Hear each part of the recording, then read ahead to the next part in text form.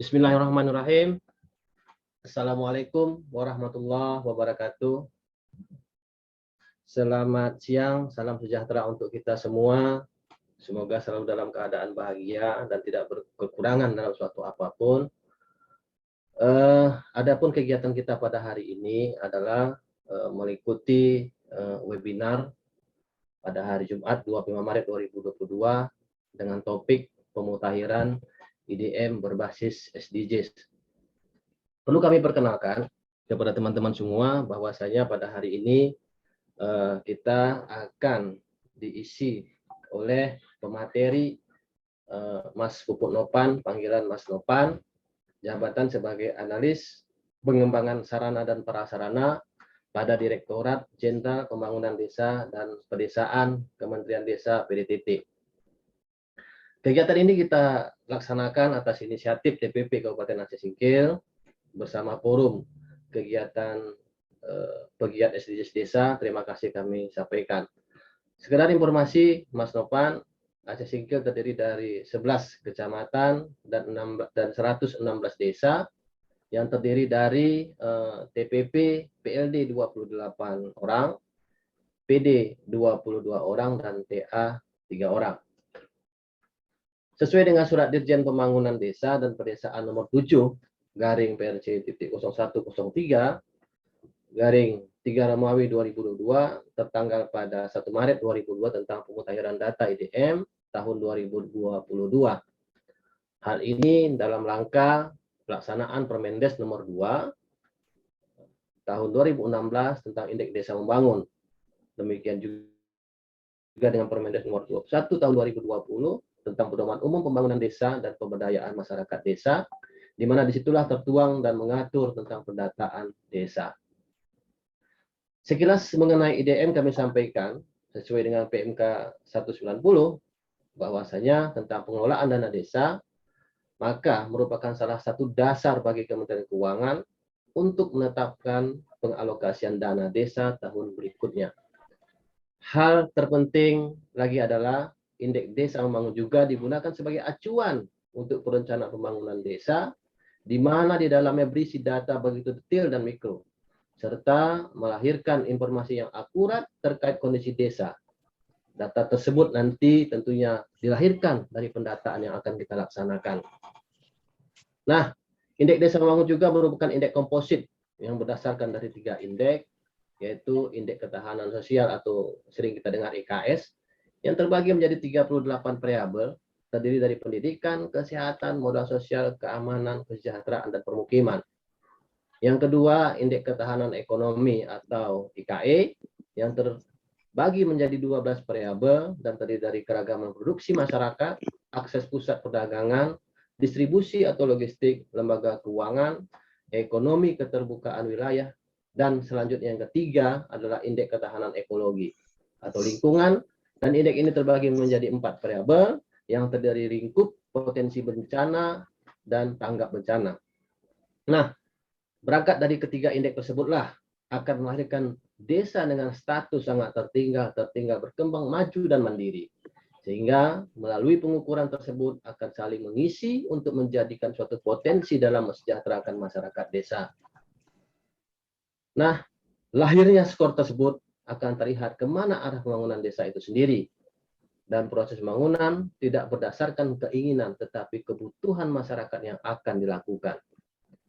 Mungkin demikian pembuka dari saya. Selanjutnya akan kita kupas tuntas tentang bagaimana pemutakhiran Indeks Desa Membangun berbasis SDGs tersebut bersama Mas Nopan. Sebelum kita ke narasumber, Mas Nopan sendiri, kita akan nanti membagi sesi ini menjadi 2 bagian. Yang pertama ada pemaparan dari pemateri dan ada 2 pemantik diskusi, yaitu Asmar Lubis dan Ibu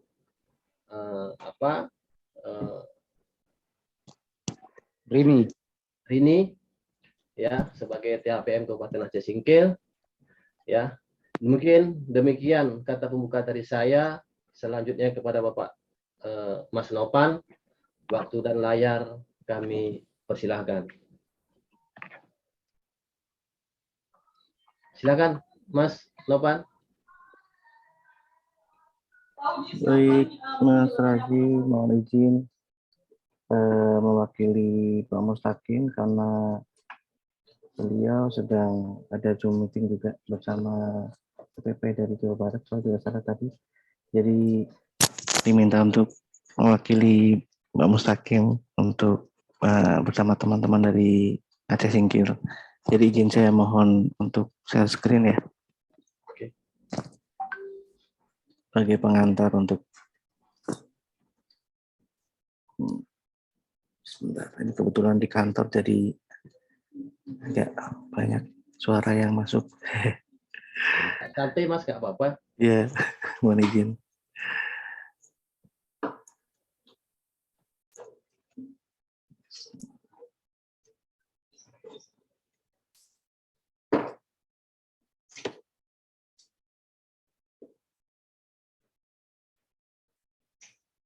Oke, sudah terlihat?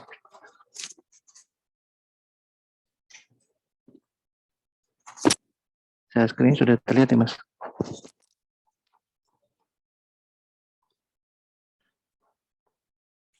Baik, coba saya jelaskan terlebih dahulu sebagai pengantar terkait dengan pemutakhiran data IDM ya. Selamat siang, Bapak Ibu yang saya hormati.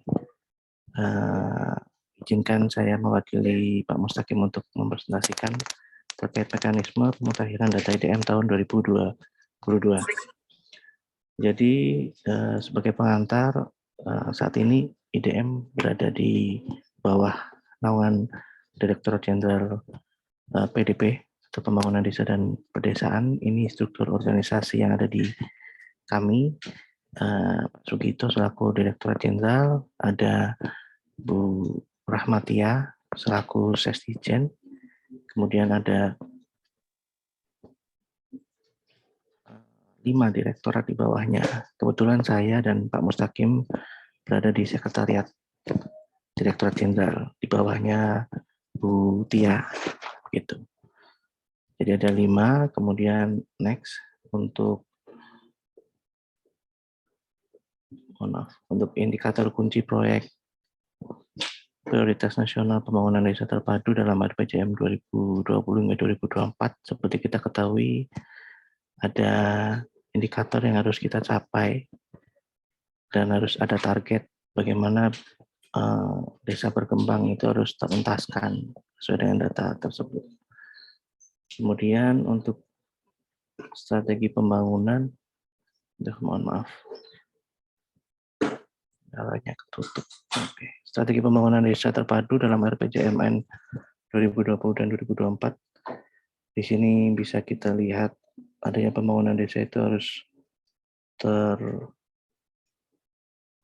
atau terkait satu sama lain ya.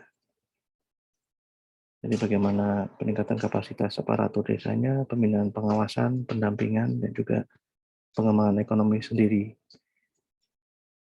Sehingga dapat terbentuklah pembangunan desa yang terpadu. Agar apa yang menjadi target di RPJMN 2024 tercapai.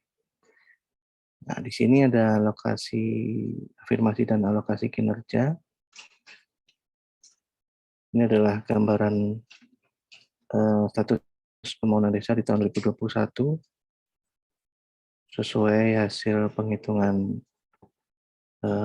status data IDM yang tertinggal di Jawa dan juga Sumatera. Kemudian ini adalah indeks-indeks yang ada yang terkait desa ya, seperti kita ketahui ada indeks pembangunan desa atau IPD. Itu adalah produk yang ada di BPS dan juga Bappenas. Kemudian kita di Kemendesa memiliki IDM, Indeks Desa Membangun. Kemudian di Kemendagri ada penghitungan juga. Jadi yang ada di Direktorat Jenderal kami kebetulan menaungi 2 penghitungan indeks. Yang pertama Indeks Desa Membangun, yang kedua masih dalam proses penggodokan perhitungan dan juga mekanismenya itu terkait dengan indeks perkembangan kawasan atau IPKP, di mana indeks daerah tertinggal di 62 kabupaten. Gitu. Selanjutnya, akselerasi pembangunan desa melalui inovasi dan kolaborasi.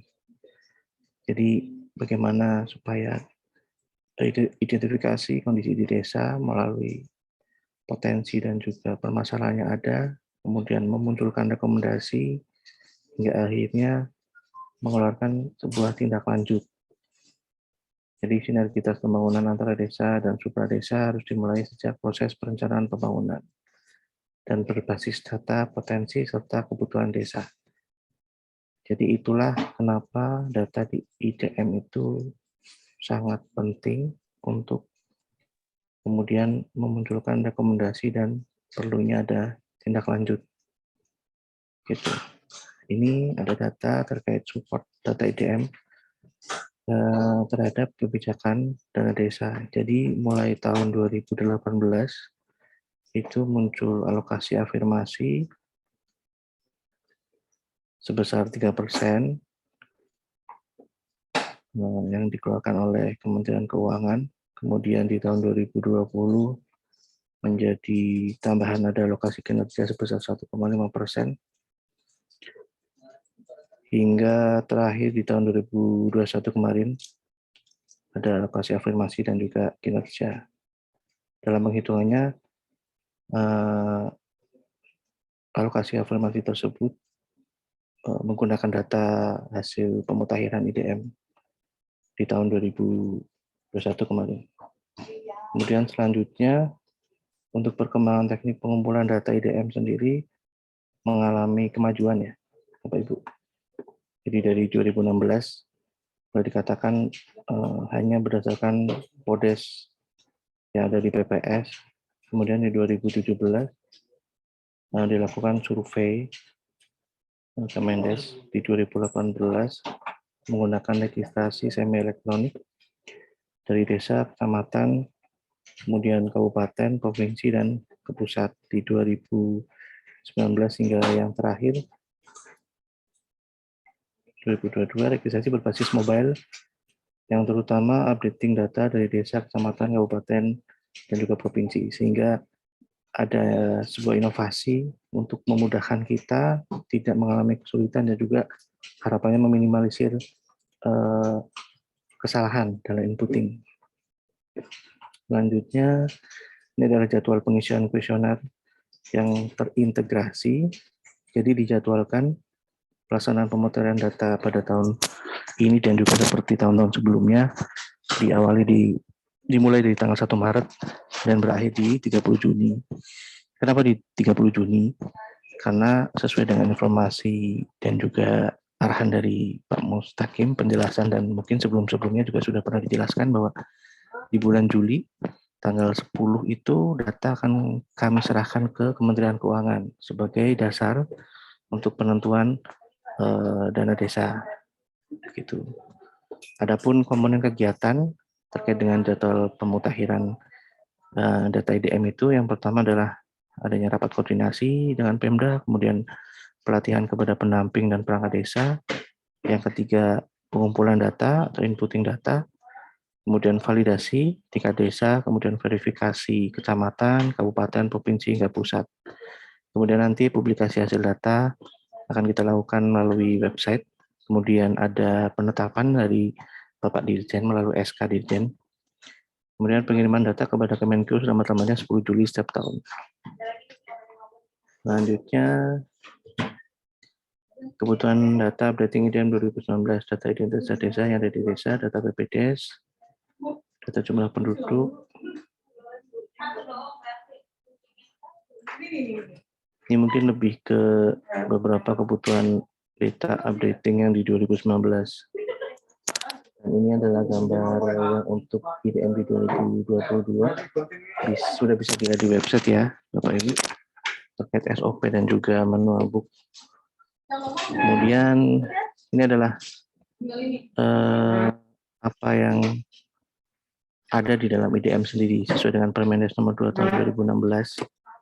di mana IDM terdiri dari 3 indeks komposit, antara indeks ekonomi, dimensi ekonomi, kemudian sosial, dan yang terakhir adalah lingkungan. Ini rincian detailnya. Kemudian ini adalah ada sedikit penambahan, ya sedikit lah mungkin boleh dikatakan. Ada beberapa penambahan pada kuesioner pemutahiran data IDM di tahun ini. Hal tersebut untuk mengakomodir beberapa masukan dari teman-teman yang ada di Direktorat Advokasi. Jadi untuk mengetahui tentang kerjasama desa itu seperti apa. Itu ini ada juga fasilitas advokasi, diseminasi kebijakan pembangunan. Gitu. Kemudian ini ada peran lembaga atau PD pada peningkatan dimensi sosial. Kita ingin tahu instansi atau PD bagian mana saja sih yang bertanggung jawab atau yang memiliki peran penting untuk dapat berkontribusi dalam indikator yang ada dalam IDM. Sini ada 38 variabel yang masuk dalam variabel sosial. Kemudian indikator tersebut agar skornya maksimal maka harus bernilai 5. Adapun OPD atau instansi yang mungkin akan berkaitan dengan capaian tersebut bisa dilihat di kolom yang paling sebelah kanan. Ini untuk dimensi sosial, kemudian selanjutnya ini dimensi ekonomi yang terdiri dari 12 variabel. Adapun OPD dan instansi yang mungkin akan berkaitan dengan capaian tersebut pada kolom paling kanan. Selanjutnya untuk dimensi lingkungan memang jumlahnya paling sedikit, tapi memiliki peran ataupun penghitungan lumayan besar, karena pada prinsipnya ketika dimensi sosial dan ekonomi itu bisa kita tingkatkan atau kita naikkan, tapi sedangkan dimensi lingkungannya kita abaikan, hal itu akan dapat merusak atau menghancurkan apa yang sudah ada di dimensi ekonomi dan juga sosial. Karena faktor lingkungan ini memiliki dampak atau pengaruh yang jauh lebih besar. Begitu. Jadi nanti akan kita lihat bersama per pertanyaan, mungkin bisa untuk menjadi bahan diskusi bersama apa saja yang harus dilakukan untuk dapat menaikkan nilai penghitungan di IDM sendiri. Nah, ini status desa sesuai dengan Permendes yang ada, yaitu Permendes nomor 2 tahun 2016 tentang status desa itu desa mandiri, maju, berkembang, tertinggal, dan sangat tertinggal. Definisinya seperti ini. Kemudian ini adalah manfaat penggunaan sistem informasi ya. Jadi harapannya aplikasi yang sekarang ada untuk memberi kemudahan update data, dan juga kita pusat ataupun di pemerintah provinsi dan kabupaten kota bisa dengan mudah mengakses dan juga menggunakan data IDM itu sendiri. Ini untuk pengorganisasian masih sama urut-urutannya dari desa, terus nanti kemudian diverifikasi kecamatan, kabupaten, hingga provinsi, dan hingga pusat gitu. Ini verifikasi dan validasi data IDM dilakukan secara berjenjang. Ini berita acara. Untuk saat ini tidak perlu menggunakan materai ya, Bapak Ibu. Jadi cukup cap dan tanda tangan. Itu selanjutnya ini adalah timeline pembinaan dan pengawasan input data, tindak lanjut penilaian IDM tahun pada level desa, kabupaten, dan juga ini mungkin lebih ke scheduling ya. Jadi baiknya pada bulan Maret, April, Juni, kemudian penetapan ini secara sistem penjadwalan kerja di pemutahiran data IDM. Kemudian Ini melibatkan semua peran dalam perbaikan kualitas data IDM, di mana desa mengumpulkan data, kemudian bisa melakukan verifikasi, kemudian entry data ke sistem, dashboard, kemudian verifikasi data oleh kecamatan, kabupaten, dan yang terakhir jika tidak sesuai dengan kondisi desa, maka tidak akan validasi dan dikembalikan ke desa untuk dilakukan pendataan ulang. Ini status data IDM untuk tahun 2021. Seperti kita lihat, untuk desa mandiri mengalami kenaikan dan berkembang ini memang paling banyak kalau dilihat secara kurva di berbagai macam daerah. Harapannya adalah desa yang sangat tertinggal berangsur-angsur turun, gitu. Ini adalah pergerakan dari 2019 ke 2020 dan 2020 ke 2021. Jadi kita ingin mengetahui desa di Indonesia itu yang bergerak dari status mandiri ke maju itu ternyata baca dari bawah. Jadi desa sangat tertinggal yang berubah menjadi mandiri itu tidak ada di tahun 2020 ke 2021. Sangat tertinggal itu bergerak paling banyak ke status sangat tertinggal. Ke tertinggal 779 gitu. Jadi bacanya dari arah 2020 ke 2021 perubahannya ada berapa. Jadi ini pergerakan status IDM secara nasional. Kemudian ini juga untuk perkembangan peningkatan status IDM tahun 2021.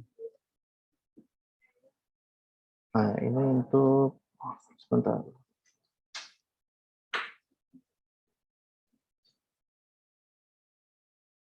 Oh ini, sorry, tadi salah slide. Ini untuk yang 15 provinsi urutan untuk Provinsi Aceh sendiri ya.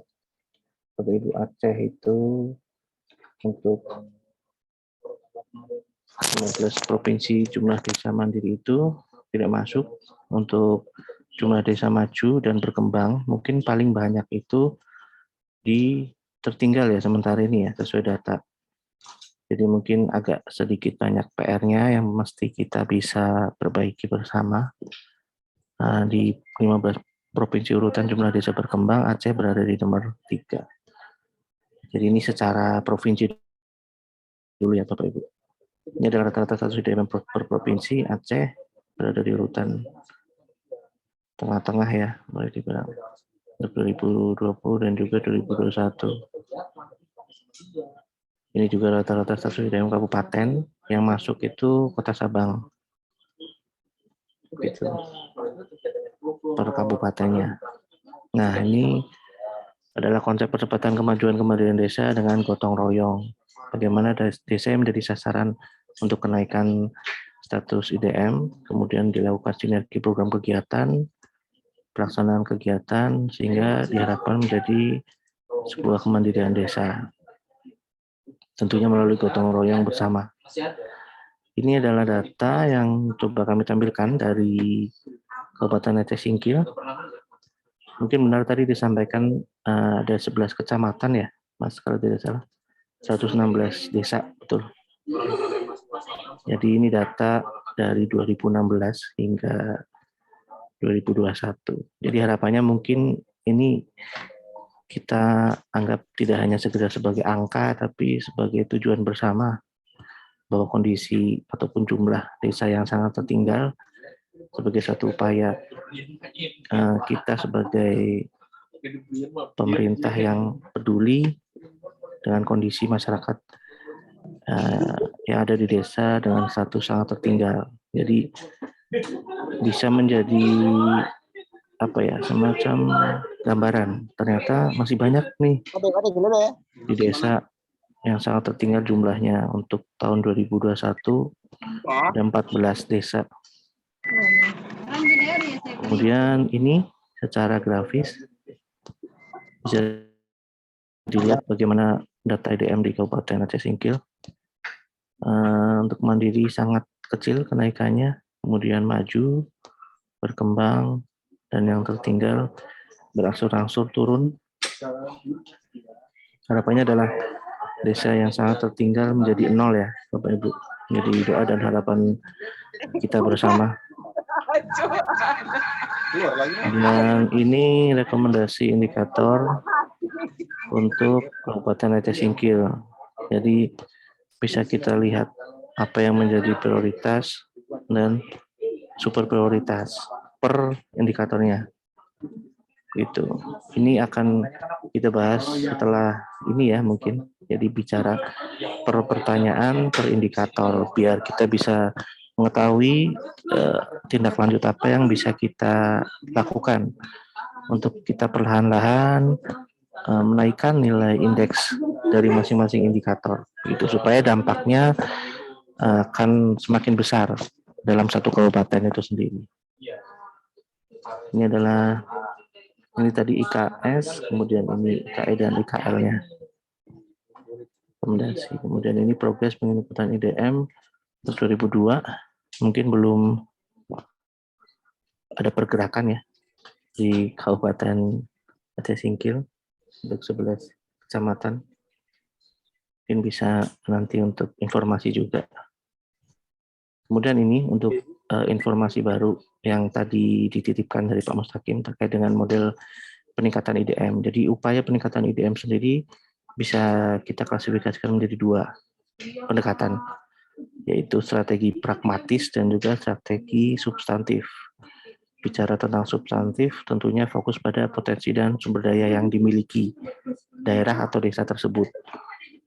Kemudian pemanfaatan potensi dan sumber daya alam yang ada itu atau sumber daya apapun itu dalam bentuk kegiatan desa pemanfaatannya. Kemudian dilihat dari strategi pragmatis, fokusnya adalah pada skor IDM yang lemah. Jadi kita mengetahui skor IDM yang lemah tuh pada bagian mana sih? Kemudian muncullah kegiatan peningkatan indikator yang lemah.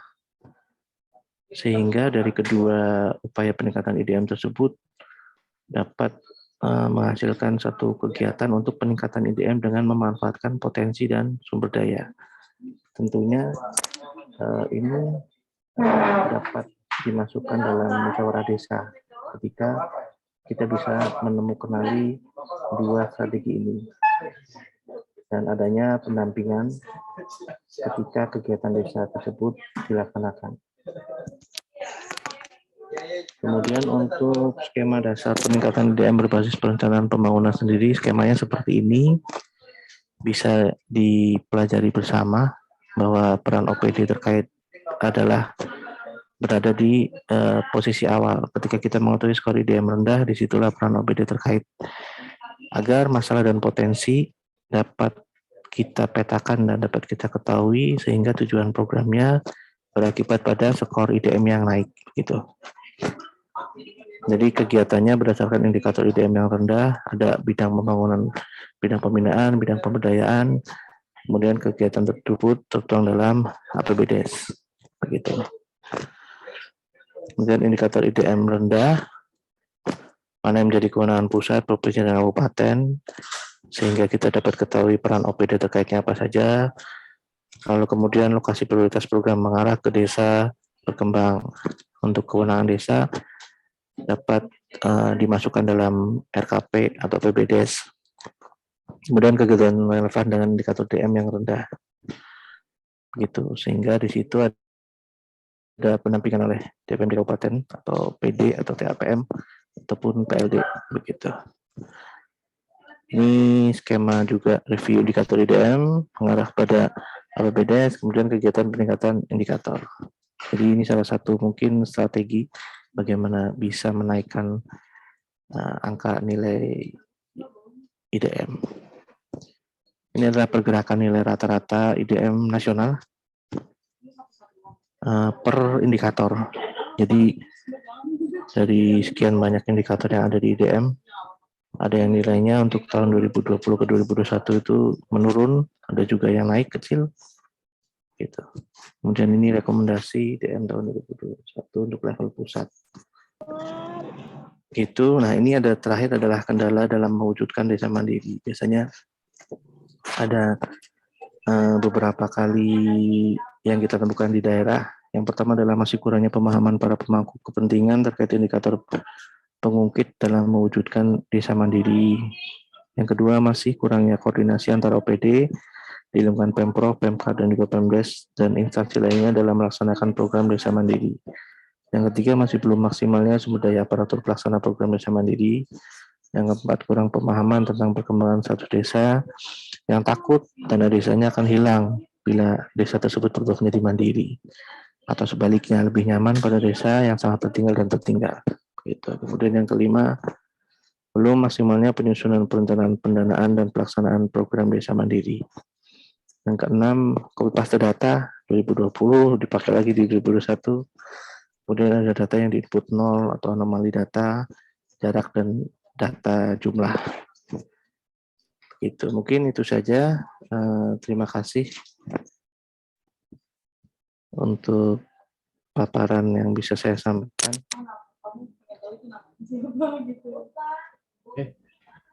Mohon izin, Bapak Ibu, ya nanti jika ada sesuatu yang mungkin dipertanyakan, mungkin setelah ini bisa kita fokus ke inputan ya, Mas. Ya. Maksudnya kita bisa diskusi bersama, karena mungkin jika ada yang memang belum bisa saya jawab, nanti akan saya catat dan saya sampaikan ke Pak Mustaqim, selaku atasan. Tapi sebisa mungkin nanti saya coba bantu untuk menjawab atau apapun yang akan kita diskusikan bersama. Gitu aja, Mas. Terima kasih. Assalamualaikum warahmatullahi wabarakatuh. Oke. Terima kasih Mas Novan atas paparannya terkait tentang bagaimana pemutahiran dan kendala-kendala apa yang harus kita untuk tidak kondisi webinar kita hari ini begitu kaku ya. Mungkin saya ingin berpantun sebentar. Bertamasya ke pulau banyak, anak macan diterkam induknya. Jika ada yang ingin ditanya, silahkan sebelum ditutup webinarnya.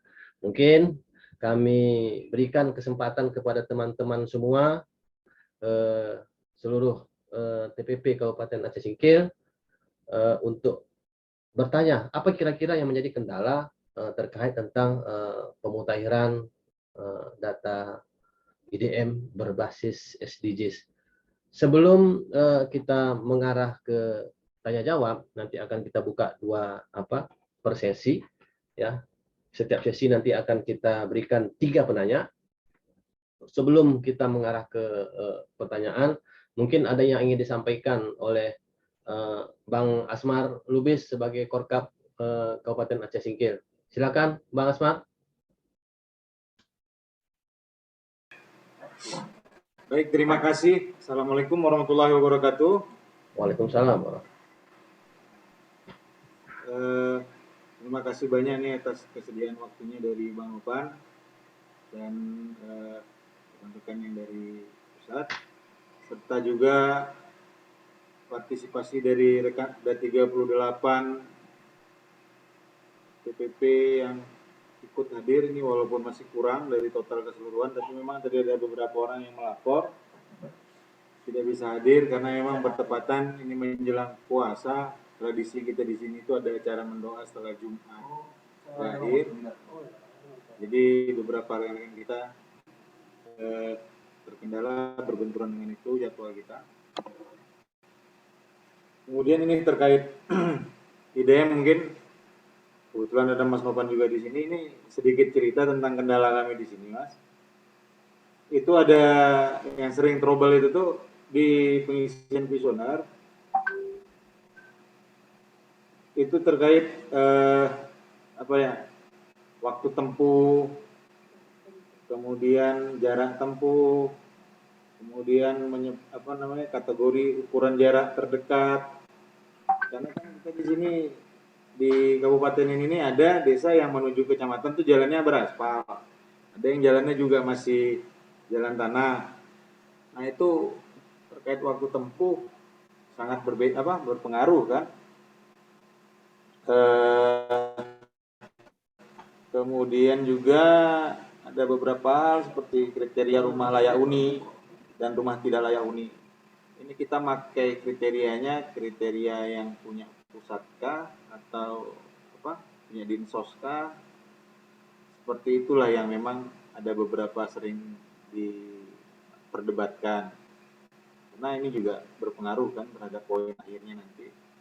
Mungkin teman-teman TPP juga yang ada kendala, tolong disampaikan saat ini agar ke depan kita dalam pengisian ini data kita memang betul-betul bisa sangat akurat. Selama ini kita data sudah cukup baik, tapi dengan adanya Zoom ini, dengan adanya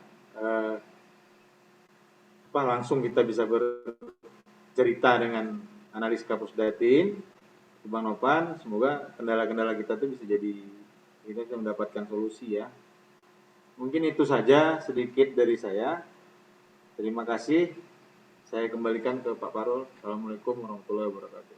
Oke, waalaikumsalam warahmatullahi wabarakatuh. Terima kasih Pak Asmar. Pak Asmar ini Pak Nopan adalah Korkap Kabupaten Aceh Singkil.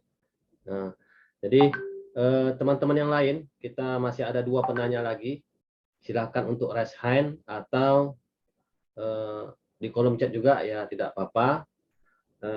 Sehingga bisa segera kegiatan-kegiatan ini kita lebih insentifkan. Masih ada yang lain yang ingin bertanya? Silakan. Ini biasanya kalau di lapangan ini banyak pertanyaan nih Mas Topan. Tapi ini mungkin teman-teman masih malu-malu ya. Baik Mas, santai aja. Ya, Pak, mau oke. bertanya Pak. Oke, Siap, siap. silakan tunggu. Iya, Pak. Silakan kepada Mas siapa ini? DPP P3MD Kecamatan Kuala Baru. Oke, silakan. Assalamualaikum warahmatullahi wabarakatuh. Waalaikumsalam warahmatullahi. Terima kasih atas kesempatannya pada kami untuk memberikan sedikit pertanyaannya. Setelah menyimak dari apa yang disampaikan oleh Bang Nompat tadi, kami ada kendala memang di lapangan. Salah satunya ada kepentingan-kepentingan terhadap status dari desa itu sendiri. Sebagai contoh begini, ada untuk Kuala Baru itu, ada permintaan dari beberapa aparatur desa untuk mempertahankan status dari desa itu sendiri. Dari yang tertinggal, tetap tertinggal, kalau bisa pun jadi sangat tertinggal.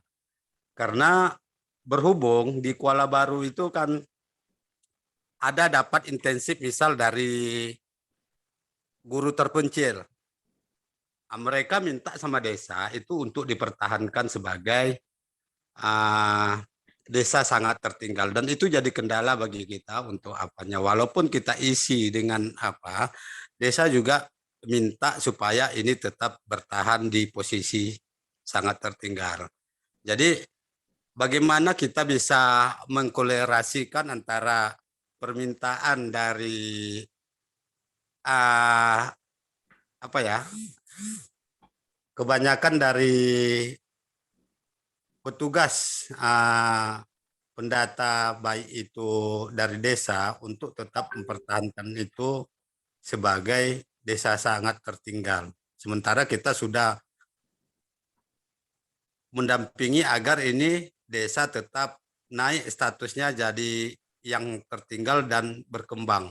Memang ada satu desa yang sangat tertinggal dan kita anggap itu memang layak untuk jadi tertinggal seperti Kayu Menang, karena jaraknya memang terlalu jauh dari pusat ibu kota, juga transportasi yang ke sana juga tidak ada transportasi darat, pusat kesehatannya juga jauh, ketertinggalan ekonominya juga apa. Tapi untuk yang 3 desa ini, 2 desa ini minta, Kuala Baru Laut dan Sungai itu minta untuk menurunkan statusnya dari yang berkembang itu menjadi yang tertinggal. Kalau bisa sangat tertinggal. Itu kami minta tanggapan dari orang Pak Nopan, gimana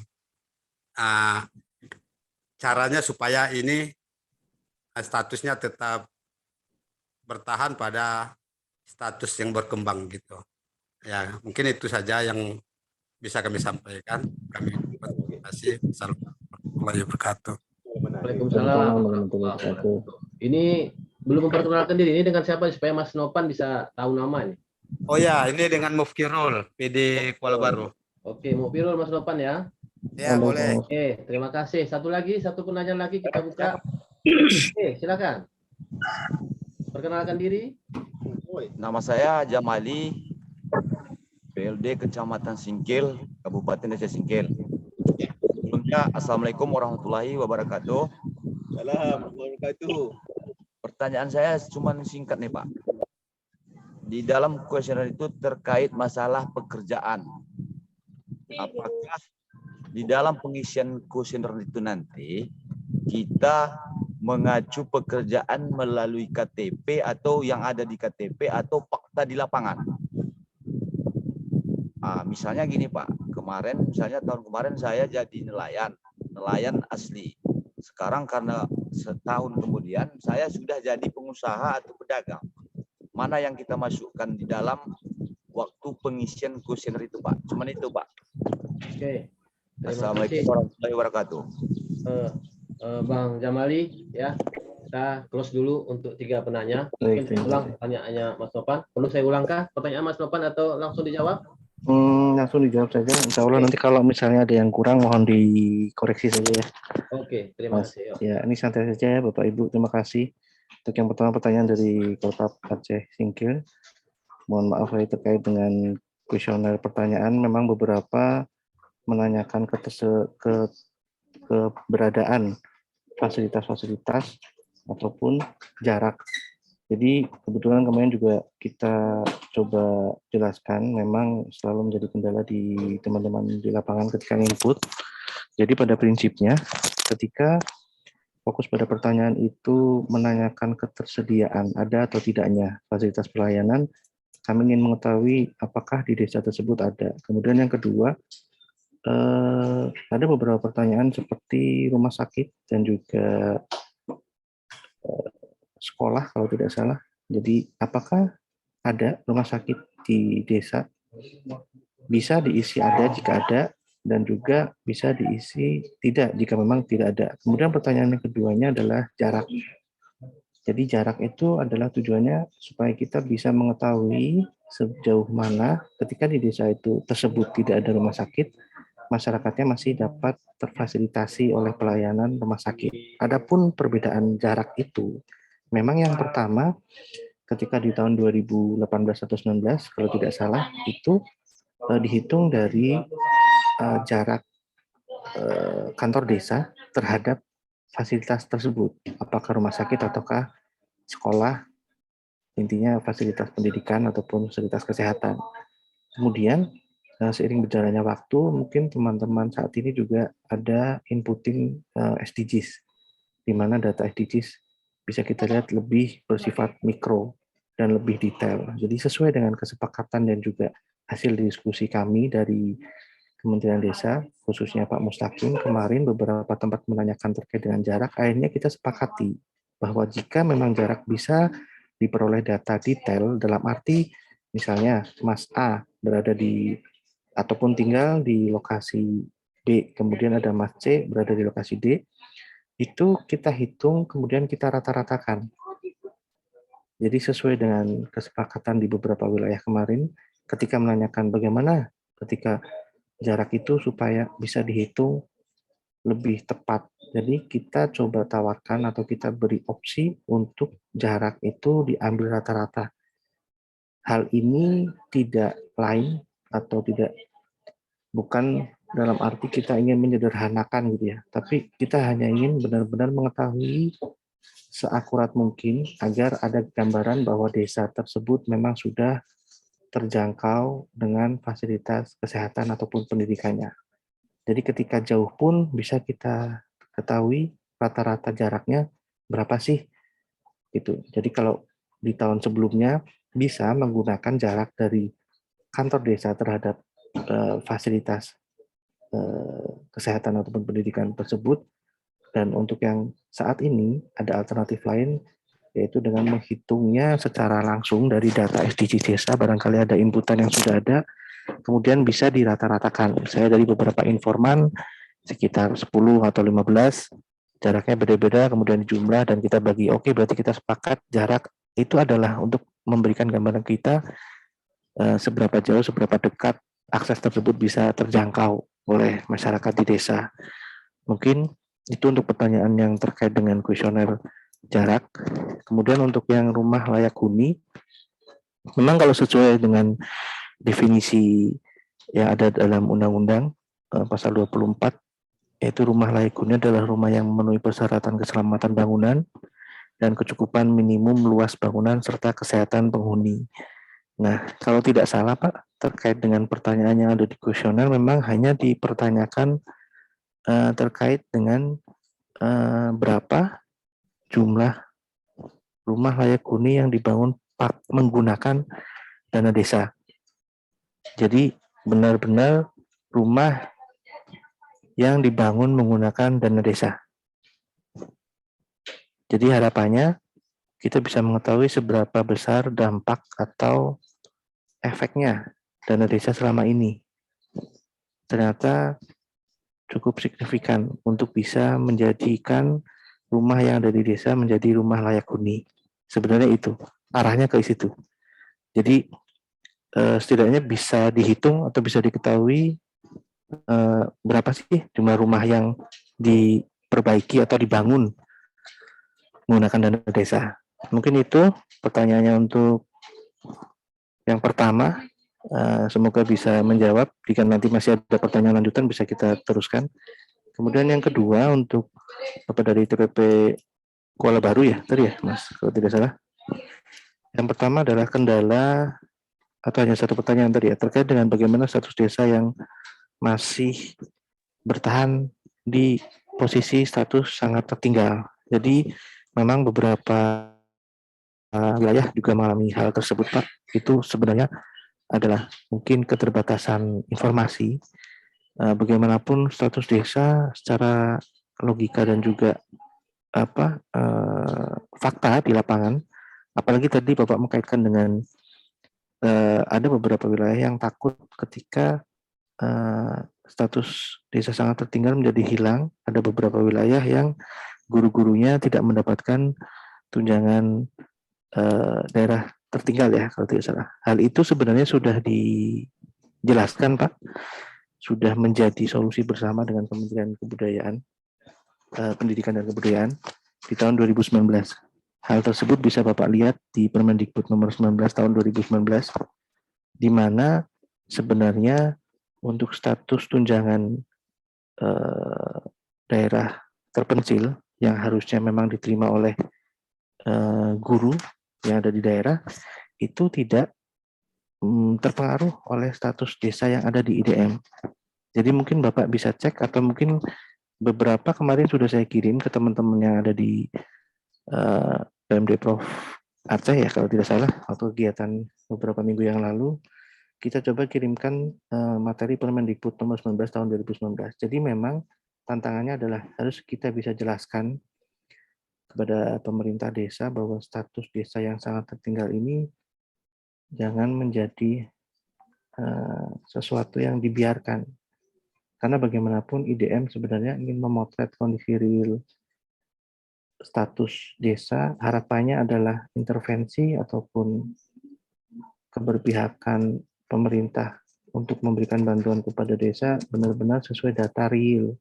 Harapannya seperti itu. Jadi kalau memang bisa dilakukan pendekatan secara diskusi, bisa kita jelaskan melalui beberapa peraturan yang memang sebenarnya saat ini sudah tidak ada kaitannya. Hal tersebut contoh realnya adalah yang tadi terkait dengan guru, itu sebenarnya tidak, maksudnya ada penghitungan sendiri untuk tunjangan guru tersebut. Kalau memang dia benar-benar lokasinya terpencil dan jauh, tunjangan itu tidak dihapus ketika posisi status desanya naik menjadi berkembang begitu. Nanti akan saya share filenya barangkali Mas. Kemudian untuk pertanyaan yang ketiga dari PLD mana tadi Sungkil ya? Singkil Pak Jamali ya.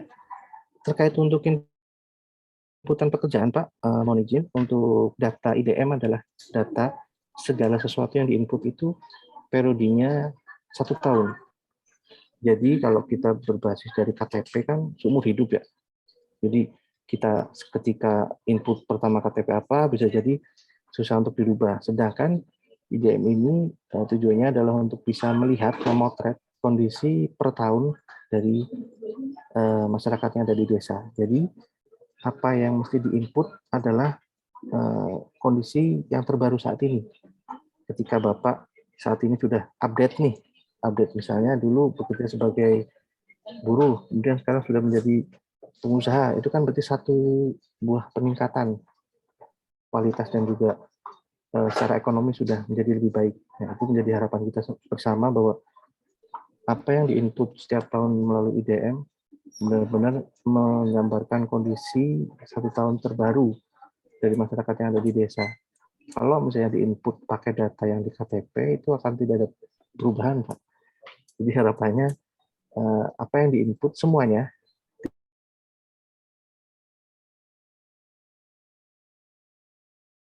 itu ketika ditanyakan berapa jumlahnya, berapa besarannya, itu selalu kita coba sampaikan bahwa data yang dihitung misalnya ada berapa jumlah orang yang meninggal, ada berapa jumlah orang yang keluar masuk desa, maksudnya keluar desa ataupun masuk desa, itu dihitung periode dari bulan April tahun lalu sampai dengan bulan sampai dengan bulan Maret tahun ini. Jadi periodenya 1 tahunan begitu. Mungkin itu untuk 3 pertanyaan, Mas Razi. Saya harap bisa menjawab ya, Mas. Ya, saya rasa sudah cukup jelas terkait tentang 3 pertanyaan tadi yang sudah dijawab oleh Mas Novan. Terima kasih Mas Novan. Nah, sebelum kita buka ruang tanya jawab kedua, kami ingin menyapa ada sahabat kita yang masuk kemari, Bang Sabana Sam dari Ponder SDGs. Mungkin ada masukan, saran terkait tentang bagaimana pemutahiran data SDGs di Kabupaten Desa Singkil. Silakan Bang Sabana. Terima kasih Bang Razi. Salam hangat sahabat-sahabat TPP di Kabupaten Aceh Singkil. Salam sehat juga Mas Novan. Mohon maaf ini on cam Bang Razi, kebetulan sedang di luar ya. Kondisinya juga enggak. Mencermati apa yang disampaikan Mas Novan tadi, ini kan memang menjadi PR kita bersama ya, bagaimana pemutahiran IDM ini bisa memotret dengan baik kondisi faktual desa kita, karena memang selama kurun lebih 7 tahun ya Mas Novan ya, dana desa digelontorkan oleh pemerintah pusat sejak 2015, maka perkembangannya dan pemanfaatan dana desanya itu kan setidak-tidaknya terlihat dari potret IDM ya, status desa, indeks desa membangun yang diukur setiap tahun. Kalau kita kaitkan dengan Mas An, terkait dengan pencapaian indikator di SDGs, baik secara nasional maupun SDGs desa yang hari ini diluncurkan juga oleh Kementerian Desa dengan melokalkan beberapa target indikator yang ada di nasional dari 169 target, bahkan di SDGs desa menjadi 220 ya. Target itu mungkin bisa saling melengkapi ya Mas, agar teman-teman juga mungkin mendapatkan insight yang lebih clear, misalnya yang lebih detail bagaimana kemudian data IDM ini sedikit banyak bisa disupport oleh data SDGs desa barangkali ya. Apabila memang data SDGs desanya sudah diinput dengan baik, sudah valid dan sudah akurat gitu ya. Nah, artinya kolaborasi antara data IDM dengan data SDGs desa seyogyanya menurut kita bisa saling melengkapi sebagai komplement. Mungkin itu sedikit Bang Razi, bagaimana mengkolaborasikan antara data IDM dengan data SDGs desa pada proses inputting pemutakhiran data IDM tahun 2022 ini. Mungkin itu masuknya, makasih kami kembalikan. Terima kasih banyak. Terima kasih Bang Sam atas masukan sarannya terkait tentang bagaimana pemutakhiran data SDGs berbasis SDGs, pemutakhiran data IDM, pemutakhiran data IDM berbasis SDGs di Kabupaten Aceh Cingkil. Berikut tadi ada yang raise hand ya dari Bang Sultan Raya. Oke, silahkan open mic.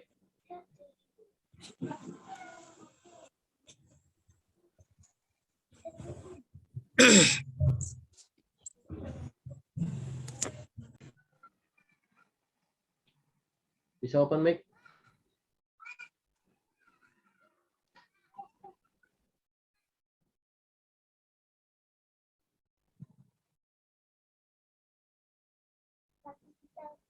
Saya, Pak.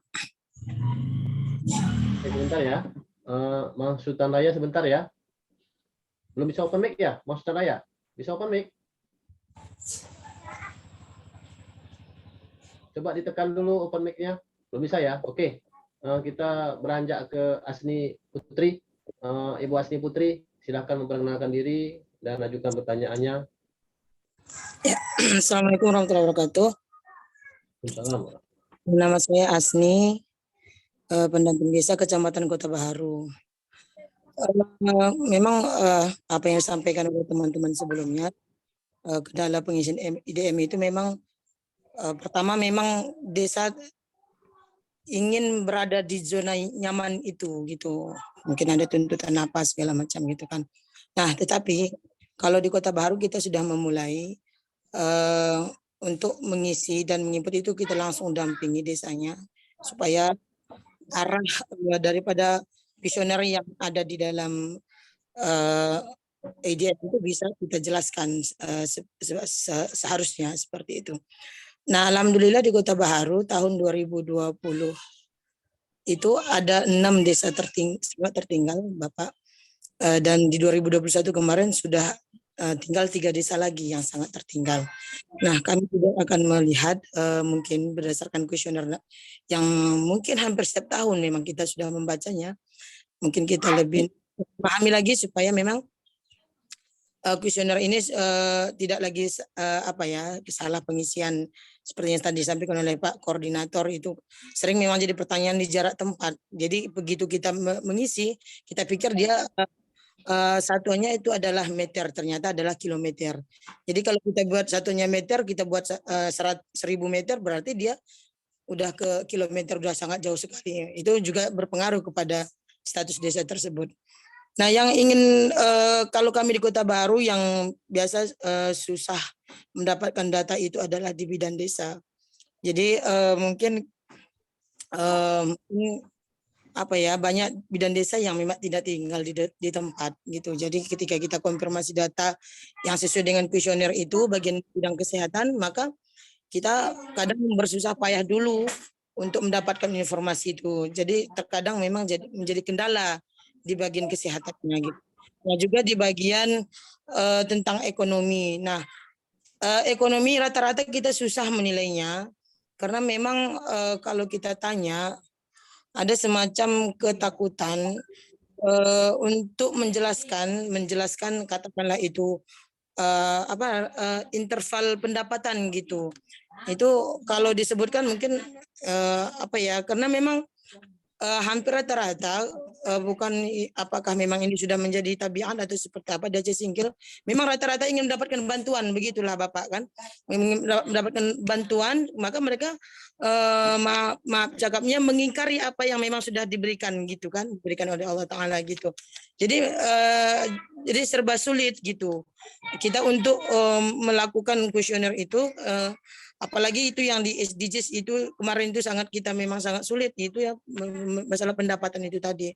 Jadi memang kalau kami dari Kecamatan Kota Baru bersama kawan-kawan PLD juga itu adalah menjadi sebuah tantangan bagi kami Bapak. Tetapi mudah-mudahan insya Allah kami di tahun 2022 ini akan lebih giat dan fokus lagi untuk memberikan informasi dari kuesioner itu kita menjelaskan supaya memang target Di desa kami, di kecamatan kami itu ada 3 desa berkembang dan 3 desa tertinggal dan 3 desa sangat tertinggal. Mudah-mudahan tahun ini ada yang apa ya? Kalau berkembang ke maju dulu ya, baru mandiri ya. Mungkin ada yang maju dulu dan mudah-mudahan status yang sangat tertinggal itu bisa menuju tertinggal. Demikian dari kami dari Kecamatan Kota Baru. Terima kasih. Assalamualaikum warahmatullahi wabarakatuh. Oke. Waalaikumsalam warahmatullahi wabarakatuh. Lanjut ke Bang Sultan Raya, silakan open mic-nya.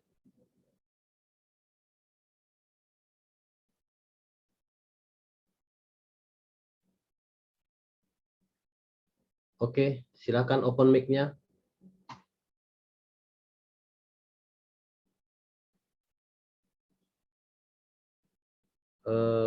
Wahai Pang, tolong dicek kenapa nggak bisa di open mic. Halo, assalamualaikum warahmatullahi wabarakatuh. Waalaikumsalam warahmatullahi wabarakatuh. Kebetulan Mbak, saya ini ya PLD kecamatan di Kota Baru mendampingi 3 desa, Desa Butar, Morapia, dan Ladang-Isi. Kebetulan sebelum saya ini kan PDesa yang menyampaikan. Sebenarnya pertanyaannya itu seperti itu juga, Pak. Ya, sama pertanyaannya ya. Sama sebenarnya pertanyaan, cuma paling krusial Pak begini Pak. Kami terkadang menyangkut dengan sering dijumpai dari pihak sekolah. Seolah-olah data IDM dari kami ini adalah menentukan mereka itu mendapatkan dana terpencil. Yang saya maksud adalah bagaimanakah kami menjelaskan kepada mereka. Sepemahaman kami menjelaskan bahwa itu bukan ukuran dari data kami mereka mendapatkan bantuan dana terpencil. Itu aja Pak, terima kasih. Assalamualaikum warahmatullahi wabarakatuh. Oke. Terima kasih Bang Sultan Raya. Masih ada lagi yang ingin bertanya? Teman-teman TPP, sebelum ini mungkin kita close untuk session kedua. Masih ada yang ingin bertanya? Masih adakah? Oke, mungkin untuk sementara 2 penanya dulu Mas Novan. Ya, ini sepertinya sudah sangat memahami teman-teman dalam rangka bagaimana pemutakhiran data IDM berbasis jenis di Kabupaten Gresik. Silakan Mas Novan, kami persilakan untuk menjawab. Baik, terima kasih Mas. Ada 2 pertanyaan lanjutan tadi ya dari Bu Asmi Putri dari PD Kota Baru. Yang ingin saya jawab dulu mungkin terkait dengan bidan, Bu. Jadi tadi mungkin ada memang kesulitan untuk memahami yang memang seperti menjadi multi persepsi ya terkait dengan tenaga kesehatan dalam hal ini bidan desa. Jadi secara definisi coba saya bacakan.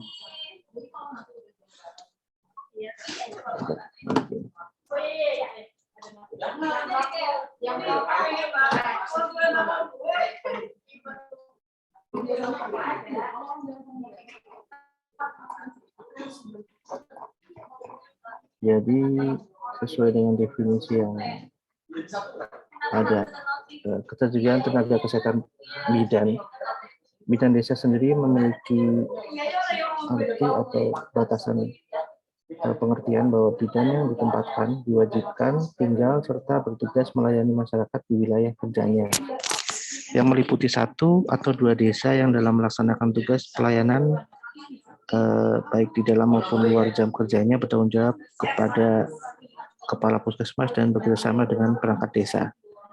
Jadi definisi ini memang sedang kami susun dalam penyusunan panduan IDM agar nanti bisa menjadi panduan teman-teman dalam inputting di lapangan, tapi memang masih dalam proses penggodokan dan juga beberapa kali revisi. Jadi melalui definisi tersebut ingin saya jelaskan Bu bahwa pada prinsipnya jika di satu desa tersebut memang tidak ada bidan yang tinggal ataupun berdomisili di desa tersebut, sedangkan pelayanan bidannya ada karena memang kebetulan bidan tersebut tinggalnya di lain desa. Nah, hal ini sudah bisa dihitung sebagai satu ketersediaan pelayanan kesehatan bidan. Jadi mungkin kemarin juga banyak pertanyaan dari teman-teman dari Aceh, banyak hal yang memang teman-teman kira ini tidak bisa dihitung. Ternyata dari definisinya sudah bisa masuk, karena kita ingin melihat di desa tersebut sudah ada masuk belum sih pelayanan kesehatan bidan itu. Dari definisinya bisa dimasukkan bahwa desa tersebut memang sudah ada fasilitas kesehatan dari bidan, begitu. Jadi mungkin sedikit memberikan gambaran dan juga arahnya nanti ketika dilakukan inputting, harapannya akan sedikit menaikkan status IDM itu sendiri. Kemarin ada pertanyaan terkait dengan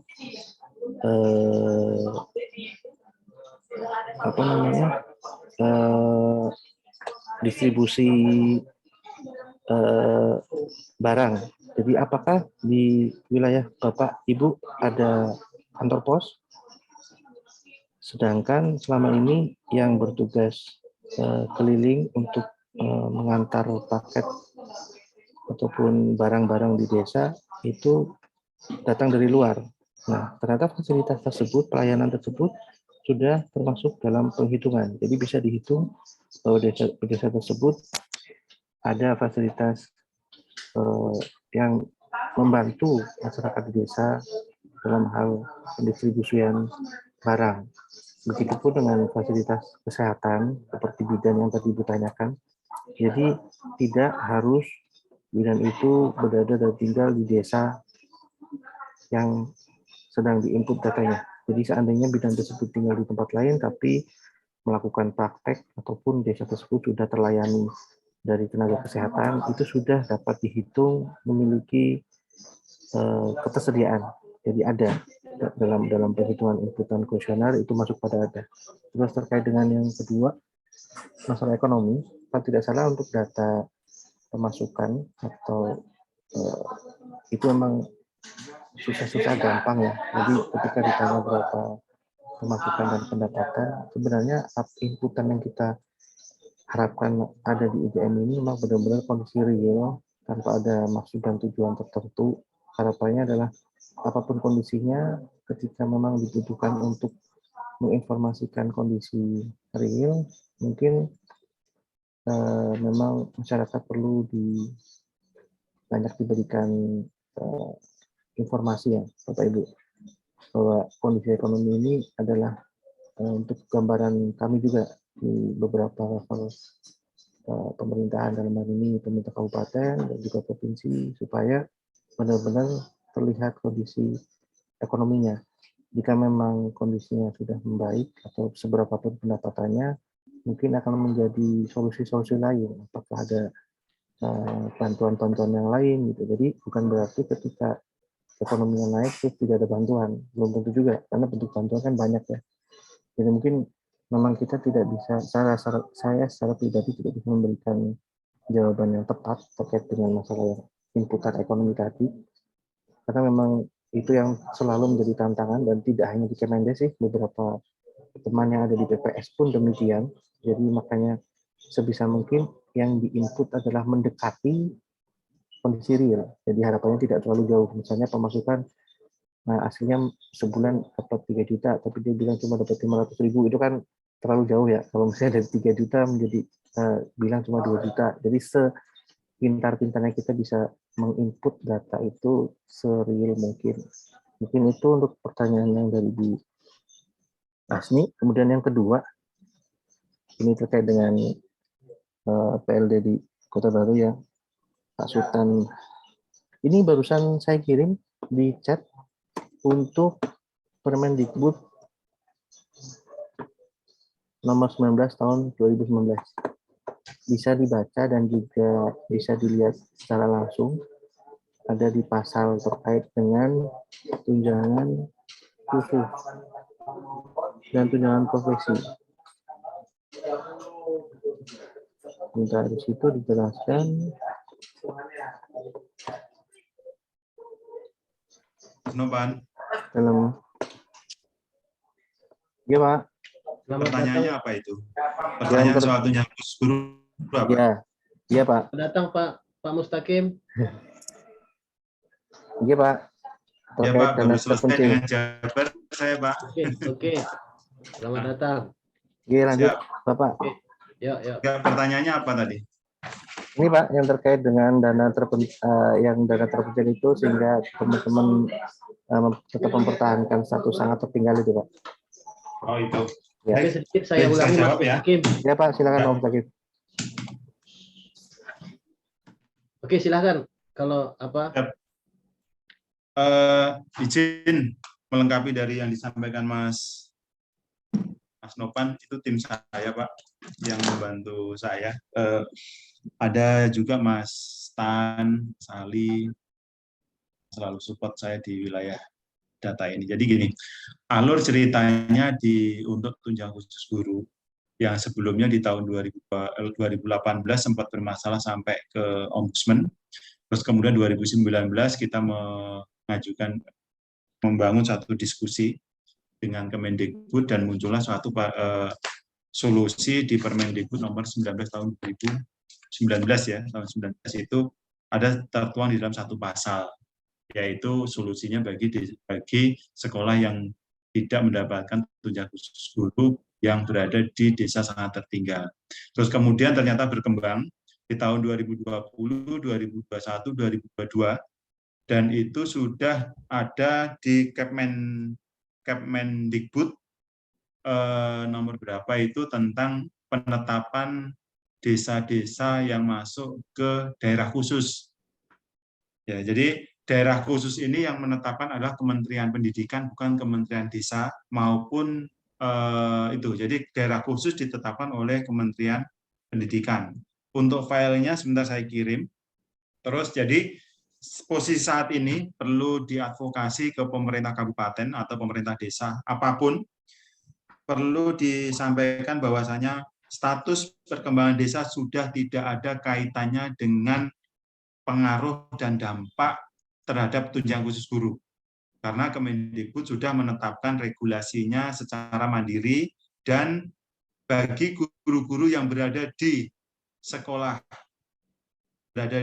yang berada di desa sangat tertinggal, berkembang atau sampai mandiri, jadi sudah tidak memiliki dampak itu. Jadi kita di Kementerian Desa sudah tidak ada kaitannya. Tetapi kalau ada kepala desa yang masih menyampaikan begitu, silakan sampaikan regulasi ini, ya. Itu Bapak Ibu. Ntar saya share regulasinya yang saya maksud, supaya biar enak Bapak Ibu di lapangan nggak terjadi sasaran terus. Oke, terima kasih Pak Mustaqim. Ya. Terhadap tambahan dari pertanyaan-pertanyaan yang disampaikan oleh teman-teman. Jadi kita sampaikan juga, kita tekankan bahwasanya tunjangan khusus guru itu, sekali lagi kami sampaikan bahwasanya itu tidak berpengaruh terhadap status desa itu sendiri, karena sudah jelas tersampaikan di Permendikbud nomor 19 tahun 2019. Demikian ya Pak Mustaqim ya. Ya. Nah, selanjutnya terkait tentang status desa, mungkin kita pertegas kembali nih Pak Mustaqim terkait tentang status desa. Ada pada dasarnya desa-desa di beberapa di wilayah Aceh Singkil merasa nyaman dengan status desanya karena mereka merasa bahwasanya status desa mereka tersebut mempengaruhi besaran dan kecilnya dana desa.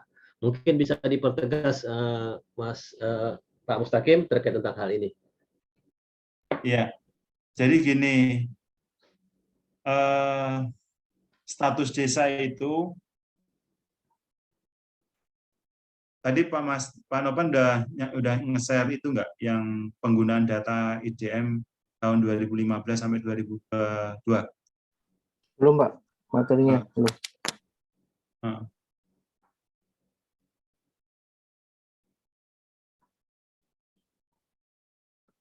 Ini teman-teman silahkan bertanya kembali dengan Pak Mustaqim sebagai perencana ahli muda Kementerian Desa PDTT. Terima kasih Pak Mustaqim sudah meluangkan waktunya dari Jawa Barat ke Aceh Singkil. Siap Bapak. Ini saya minta izin share screen ya. Ini. Nih. Jadi data pertama kali kita melakukan update di tahun 2018. 2018 data ini dimanfaatkan untuk alokasi afirmasi. Alokasi afirmasi sebesar 3%. Terus kemudian 2019 adalah masih ke posisi afirmasi. Namun di 2020 ke 2022 ini ada penambahan untuk alokasi kinerja. Untuk alokasi kinerja. Pertanyaan kedua adalah, alokasi afirmasi peruntukan bagi desa apa aja? Desa tertinggal dan sangat tertinggal. Pada posisi tahun 2022, alokasi afirmasi itu, filter pertama yang dilakukan adalah khusus untuk status desa tertinggal dan sangat tertinggal. Filter kedua adalah jumlah penduduk miskinnya dengan desil 7, 8, 9, dan 10. Jadi, desa sangat tertinggal maupun desa tertinggal yang jumlah penduduk miskinnya rendah, tidak masuk di posisi 7, 8, 9, 10, berarti posisi 1 sampai 6 itu tidak mendapatkan alokasi afirmasi. Itu satu. Yang kedua, untuk alokasi kinerja, filter pertama adalah bagi desa statusnya berkembang, maju, dan mandiri. Filter yang kedua, kan di PMK itu kan untuk alokasi kinerja bagi yang naik status itu dapat skor, terus peningkatan scoringnya dari IKS, IKE sama IKL juga ada skornya. Yang posisi status di posisi sekarang kalau dia mandiri skornya sekian. Terus kalau itu kan ini udah nih, data IDM udah. Oke, setelah itu data apa lagi? Data APBDes, PAD-nya. PAD-nya mengalami peningkatan atau penurunan, itu juga masuk skor. Terus kemudian pembangunan di desanya, penyerap untuk keuangan desanya atau belanja desanya kan ada tuh, cek untuk support dari alokasi kinerjanya seperti apa. Itu Bapak Ibu. Jadi dari ke tahun ke tahun coba dicek juga sebagai koreksi buat kami. Tahun 2015, 2016, 2017 itu oke, tetap, yaitu alokasi formula sama alokasi dasarnya. Tetapi di tahun 2018 semenjak kita bisa mensuplai data ke Kementerian Keuangan, ini pergerakan persentase indikator penentunya selalu berubah Bapak Ibu. Selalu berubah. Yang terakhir kan untuk alokasi kinerja yang sebelumnya 3% sekarang 4%. Walaupun jumlahnya sedikit. Naik turunnya dana desa itu dipengaruhi oleh pertama, jumlah penduduk, luas wilayah, dan jumlah penduduk miskin. Itu penentunya. Jadi penentunya itu dialokasi formula. Dialokasi formula kan ada lagi kan, ada IKG kan, IKG. Jadi dialokasi dasar berdasarkan jumlah penduduknya. Berdasarkan jumlah penduduk, alokasi dasar, alokasi formula ada 4 data. Dialokasi afirmasi, data IDM, sama data jumlah penduduk miskinnya. Diambil yang paling tinggi. Terus dari alokasi kinerja, yang status berkembang, maju, dan mandiri dengan jumlah penduduk miskinnya yang paling pendek, yang paling sedikit, itu menjadi penilaian evaluasi desa. Sehingga apa? Memang benar zona nyaman yang pada posisi saat ini oleh desa karena telah mendapatkan uang yang begitu banyak. Sebagai pemerintah daerah, sebagai pendamping pasti melakukan evaluasi. Bayangkan nih Bapak Ibu, kalau Bapak Ibu memiliki seorang anak selama 2015 sampai 2022, setiap tahun Bapak Ibu kasih 5.000, tahun 2016 Bapak kasih tambahi 3.000, terus setiap tahun Bapak Ibu kasih 3.000, tambahi 3.000. Pertanyaannya, pasti Bapak akan bertanya, Nak, kapan kamu lulus? Kapan kamu wisuda? Kapan kamu? Pasti kan bertanya begitu. Kalau anak mengatakan, Pak, saya sudah di DO, kecewa nggak kita sebagai orang tua? Itu logika berpikirnya ke arah ke situ. Namun sama persis kebijakan penganggaran memang selalu tiap tahun harus dilakukan evaluasi. Evaluasi di situ memberikan dampak perubahan. Sama dampak yang tidak memiliki dampak perubahan seperti ini Bapak Ibu. Tunjangan khusus guru. dari tahun 2015 sampai 2022. Yang mendapatkan tunjangan khusus guru adalah desa sekolah itu terus selama sekian tahun ini. Kira-kira itu memiliki dampak nggak tunjangan khusus guru diberikan kementerian untuk desa, untuk sekolah itu? Saya jawab tidak memberikan dampak. Karena apa? Tidak memberikan perubahan, tetapi memberikan zona nyaman. Itu. Makanya itulah yang harus dilakukan perbaikan, berbasiskan datanya itu. Perencanaan harus berdasarkan masalah berbasis dengan data. Makanya data dari desa, oleh desa, dan untuk desa ini diperlukan. Kualitas data ditentukan dari kita, dari pendampingan. Kalau pendampingan tidak ketat dalam melakukan inputting data, maka data di level desa ada kesalahan, maka sampai ke level kementerian juga salah, Bapak Ibu. Jadi kami berharap dengan sangat bantuan Bapak Ibu di wilayah,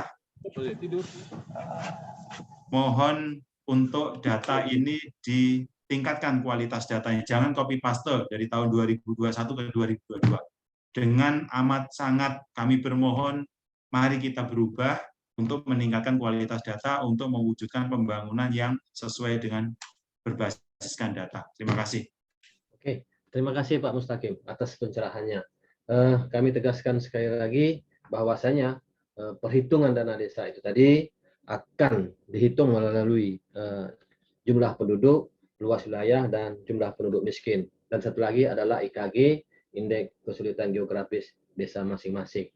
Nah, kembali juga bahwasanya kita harus tetap melakukan evaluasi terkait tentang data yang kita berikan.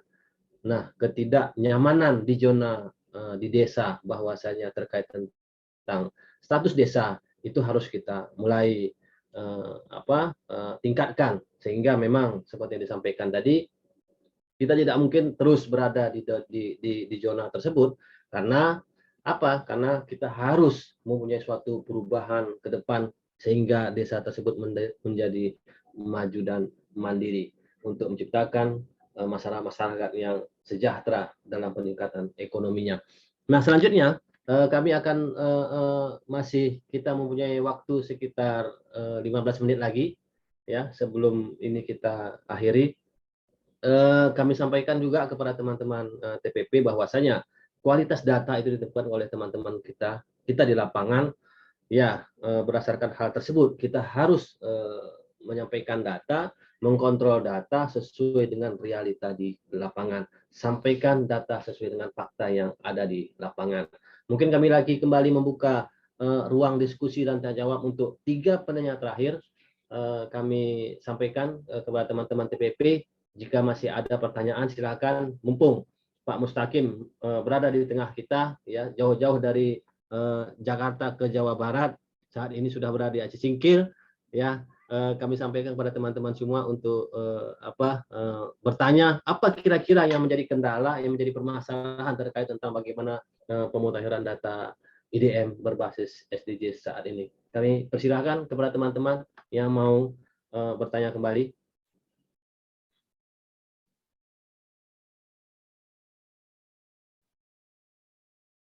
Ya, ada yang mau bertanya? Dengan Riza ya. Silakan dibuka open mic. Assalamualaikum warahmatullahi wabarakatuh. Waalaikumsalam warahmatullahi.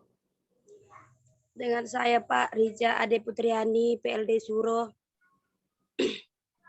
Yang saya ingin tanyakan Pak, mungkin udah ditanyakan oleh kawan-kawan yang lain, tapi ada satu lagi nih Pak. Berarti penentu dacil itu bukan di TPP ya Pak? Soalnya selama ini kepala sekolah selalu menanyakan kenapa mereka tidak dapat dacil lagi. Itu Pak. Demikian Pak. Terima kasih. Assalamualaikum warahmatullahi wabarakatuh. Oke, terima kasih. Lanjut ke Bang Muhammad Safrizal. Silakan open mic. Bismillahirrahmanirrahim. Assalamualaikum warahmatullahi wabarakatuh. Waalaikumsalam warahmatullahi wabarakatuh. Terima kasih karena saya diberi kesempatan untuk bertanya. Langsung saja, nama saya Muhammad Syafrijal. Saya sebagai pendamping desa di Kecamatan Gunung Muria. Jadi ada beberapa yang ingin saya tanyakan terkait dengan pengisian pengaturan pemutakhiran IDM berbasis desa. Jadi begini Pak, mengenai kualitas pemutakhiran kita meningkatkan status desa ini memang ada juga beberapa faktor di Kecamatan Gunung Muria. Memang desa-desa tersebut untuk meningkatkan kualitasnya seperti yang langkah-langkah disampaikan tadi memang kita ikuti, kita laksanakan. Tetapi memang faktor-faktor di lapangan tidak bisa kita katakan meningkatkan, karena termasuk ada juga beberapa desa itu memang fasilitasnya itu tidak memadai, maka dia dikategorikan sangat tertinggal. Termasuk mungkin ada beberapa desa itu luas lahannya saja hanya untuk pemukiman.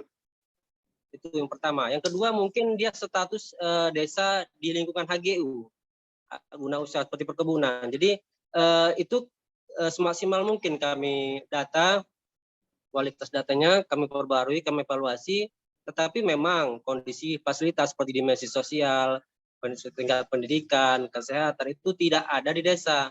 Yang jadinya kami mungkin bagaimana kami biar supaya bisa meningkatkan status desa tersebut dari sangat tertinggal yang enggak akhirnya nanti mungkin bisa syukur-syukur berkembang atau maju. Itu yang pertama Pak. Yang kedua mungkin terkait dengan yang pernyataan Mursal tadi, pertanyaannya itu ada juga desa-desa yang memang di kuesioner tadi sudah ada seperti dimensi sosial, itu ada pertanyaan seperti kesehatan, pendidikan, itu memang tidak ada di desa. Sementara di kuesioner itu kan ada dia pertanyaan bahwasanya di desa tersebut kita ambil contoh mungkin rumah sakit bersalin, ya kan di 303. Ini saya ambil contoh langsung ketersediaan sarana rumah sakit bersalin di desa. Tanda panah ada atau tidaknya. Jika memang tidak ada, itu kan otomatis kan di kuesioner berikutnya kan menyangkut di B dan C-nya kan memang dia terkait. Artinya jika memang tidak ada di desa, apakah kita masukkan angkanya juga yang di luar desa, berapa jarak tempuhnya, berapa waktunya. Nah, yang mungkin kalau kami berpemahaman mungkin yang ada di desa, kalau tidak di desa bagaimana, apakah terisi juga atau memang dikosongkan atau tetap diisi walaupun dia di luar desa. Itu pertanyaan yang kedua saya cuman hanya itu saja yang saya tanyakan, bagaimana meningkatkan kualitas yang kami dari desa yang tertinggal tadi menjadi data yang bagus. Dan yang kedua mengenai kuesioner tadi, apakah di luar desa tetap di Zoom terus awal. Oke. Jadi itu saja yang saya tanyakan. Terima kasih. Assalamualaikum warahmatullahi wabarakatuh. Silakan. Waalaikumsalam warahmatullahi wabarakatuh. Terima kasih Bang Muhammad Syafrijal, ya, PD Kecamatan Gunung Meriah. Masih ada satu penanya lagi. Kami persilahkan kepada teman-teman sebelum hal ini terlewatkan, ya, kita bisa berkoordinasi langsung dengan ahlinya terkait tentang IDM hari ini, Pak Mustaqim, dan dihadiri juga oleh Mas Nopan dari Kementerian Desa PDTT. Kami persilahkan teman-teman yang lain untuk satu lagi penanya, atau ini kita close sekaligus, kita akan close statement dari Pak Mustaqim dan Mas Nopan. Mungkin masih ada yang lain mau bertanya? Mungkin ini sudah cukup Pak Mustaqim. Saya sampaikan sedikit, saya jelaskan, saya sampaikan terkait tentang penentu dari dana terpencil itu, ya sudah jelas disampaikan oleh Pak Mustaqim tersebut bahwasanya bukan berdasarkan atas IDM, dan itu berdasarkan terkait tentang Permendikbud nomor 19 tahun 2019. Nah, selanjutnya memang kondisinya saat ini Pak Mustaqim di Kabupaten Aceh Singkil itu banyak beberapa desa yang pada areanya, pada kondisinya berada di hak guna usaha perusahaan sawit. Nah, di sana tidak ada yang bisa kita manfaatkan sebenarnya terkait tentang misalnya mengenai pertanian misalnya. di sana tidak ada untuk pertanian misalnya, ketahanan pangan dan segala macam. Nah, ketika kita berbicara tentang ketahanan pangan, di sana bahwasanya kondisinya penduduk itu banyak yang bekerja di perusahaan-perusahaan sawit yang ada di sana. Mungkin kami serahkan ke Pak Mustaqim terkait tentang bagaimana meningkatkan status desa tadi. Kami persilahkan waktu dan layar. Oh, nggih, siap. Izin Bapak Ibu. Jadi tadi kan pertanyaannya soal kondisi fasilitas yang ada di desa. Contoh, di poin 301 ketersediaan sarana kesehatan, yang poin A adalah sarana kesehatan terdekat, itu jawabannya kan udah ada tuh. Baik nomor 1 rumah sakit sampai ke klinik desa kan, klinik dokter. Jadi kalau mau di desa itu yang ada cuma Polindes, berarti ya tinggal ketik nomor 7. Kalau ada di situ ada puskesmas, berarti ketik 4, itu 1. Yang kedua adalah jarak ke sarana kesehatan terdekat.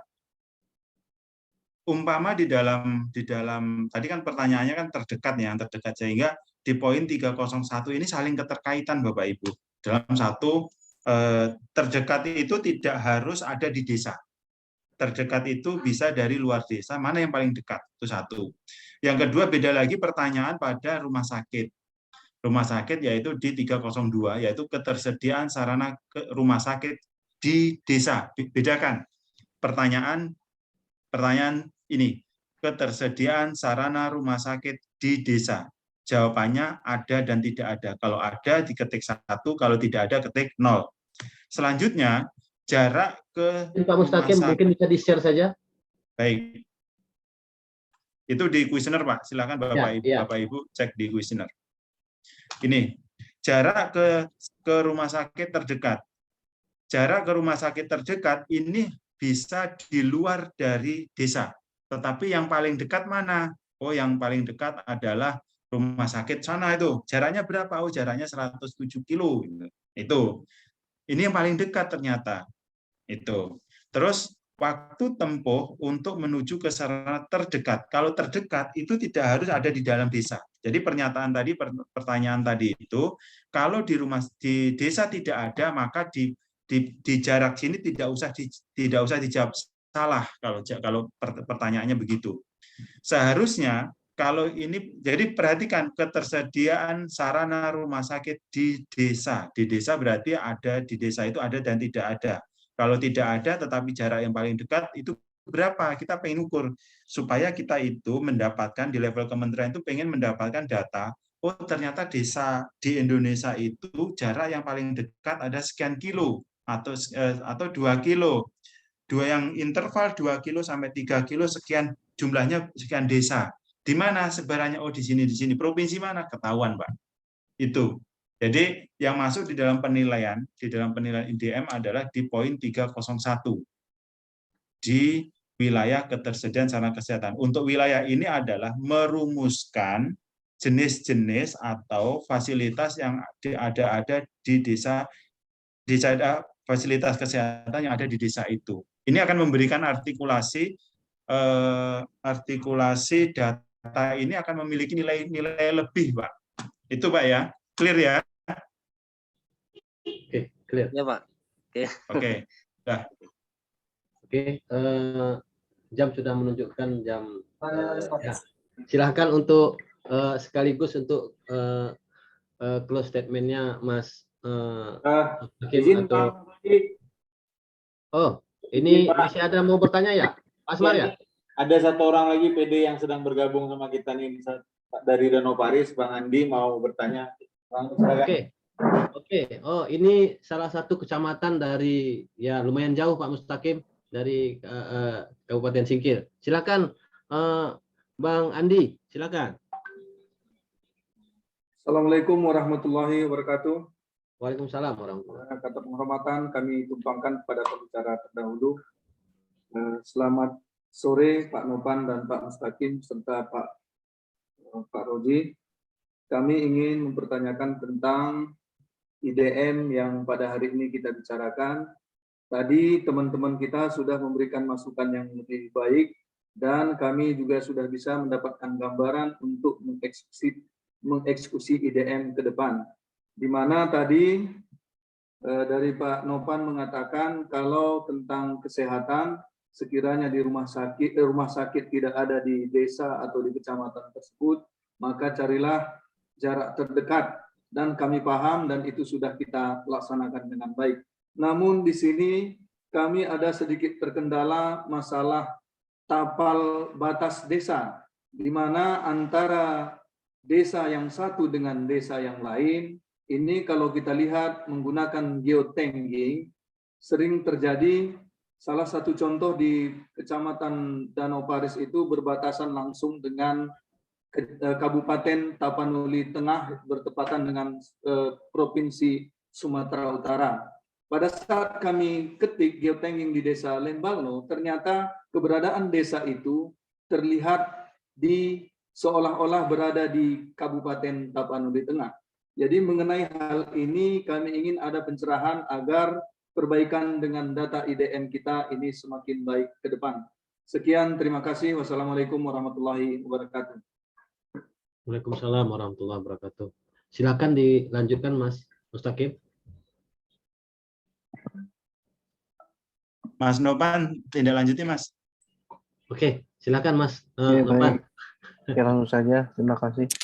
Berarti terkait pertanyaannya adalah geotagging untuk lokasi yang akan diplotting koordinatnya ya, kalau tidak salah Pak. Ya. Kalau boleh tahu terlebih dahulu untuk melakukan geotaggingnya menggunakan apa ya sebelumnya? Mas Sandi silakan, menggunakan apa? New dia Pak, yang new. Yang terbaru dengan yang lama itu ternyata setelah kita ketikkan dia masih berada di provinsi tetangga, Ini artinya kan juga kalau kita lihat memang poinnya di IDM tidak terlalu besar saya kira, tetapi karena tadi dikatakan jumlah penduduk dan luas wilayah, ini tentu sangat berkaitan dengan IDM dan kualitas IDM kita. Kami mohon pencerahan dari Bapak Nopan dan Bapak Mustaqim. Ya, karena mungkin ketika melakukan geotagging dipengaruhi oleh alat ya Pak, untuk inputtingnya itu geotagging lokasi atau maksudnya untuk mengukur jaraknya terhadap rumah sakit tersebut? Yang pertama kalau tadi kita bahas masalah rumah sakit itu sudah clear. Hanya sekarang masalah desa dengan kabupaten tetangga atau desa kabupaten dari Sumatera Utara. Jadi ini tentu berkaitan dengan kualitas IDM di desa Kabupaten Aceh Singkil. Itu yang pencerahan dari Pak. Alat yang digunakan apa ya, Bang Andi? Gimana? Untuk pengukurannya. Pengukurannya, alat yang digunakan apa? Yang pertama alatnya GPS HP dan geotagging ya, untuk kita kolaborasikan. Oke.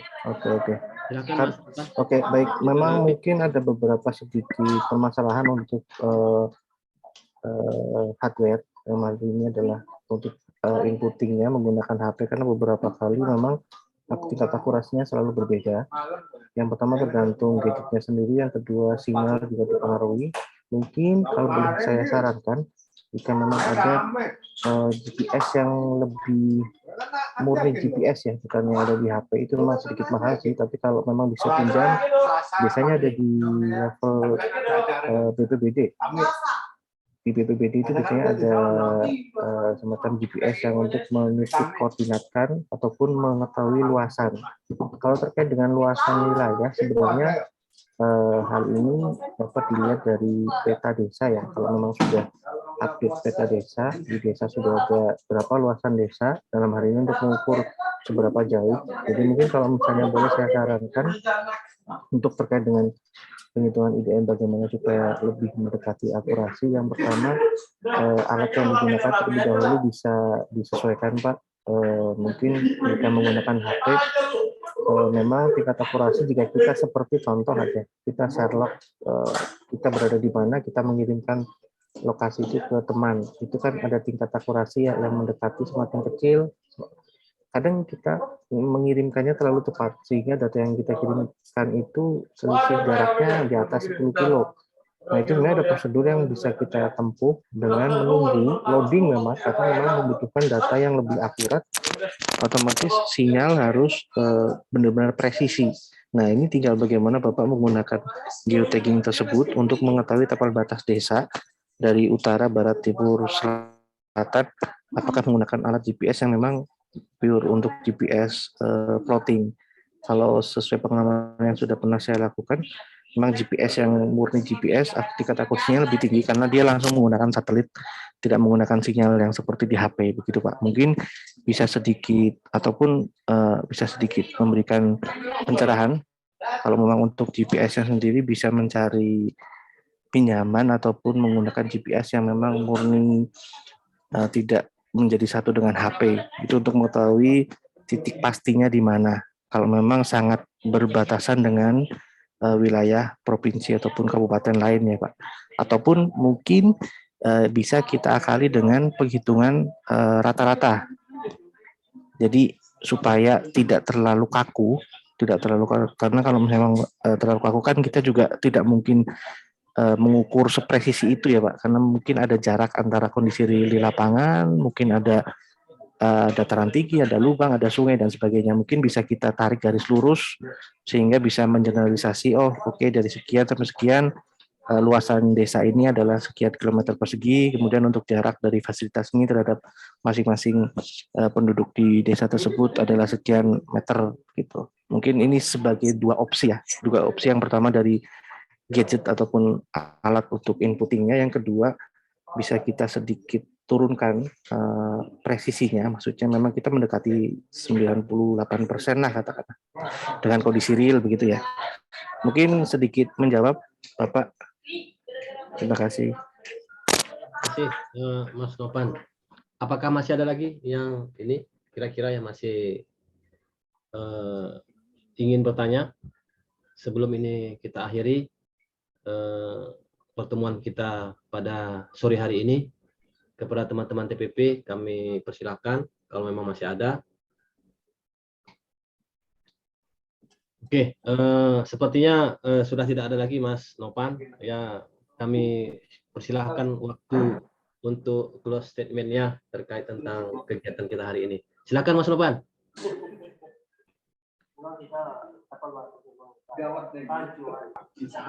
Baik, terima kasih Mas atas waktunya. Sebelumnya mohon maaf jika masih banyak kekurangan di sana sini untuk penjelasan. Tapi pada intinya apa yang saya sampaikan sesuai dengan arahan apa yang sudah menjadi arahan Pak Mustaqim staf atasan, bahwa untuk penyusunan IDM, pemutakhiran data IDM ini memang tidak bisa kita lakukan sendiri. Jadi perlu adanya kolaborasi dan juga kerjasama untuk bisa saling memberikan efek yang positif, baik itu dari bawah terkait dengan inputan sedetail mungkin bisa kita pahami bersama masih setiap pertanyaan agar bisa memberikan dampak yang signifikan terhadap hasil akhir dari penghitungan pemutakhiran. Begitupun hasil akhir pemutakhiran data IDM ini harapannya adalah dapat ditindaklanjuti pada level di pemerintahan, baik itu level pemerintah kabupaten, kota, provinsi ataupun pusat. Jadi kita berdoa bersama, berusaha bersama, apa yang kita usahakan ini semoga dapat berdampak cukup signifikan untuk menaikkan status IDM di Kabupaten Aceh Singkil.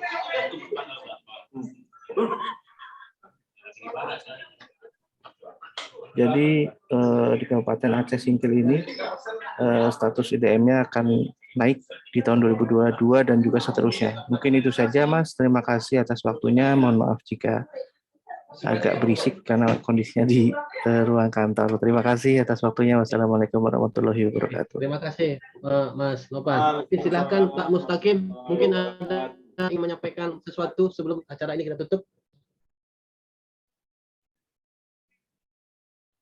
Gimana Mas? Pak Mustaqim, mungkin masih ada yang ingin disampaikan sebelum acara ini kita tutup, Pak Mustaqim.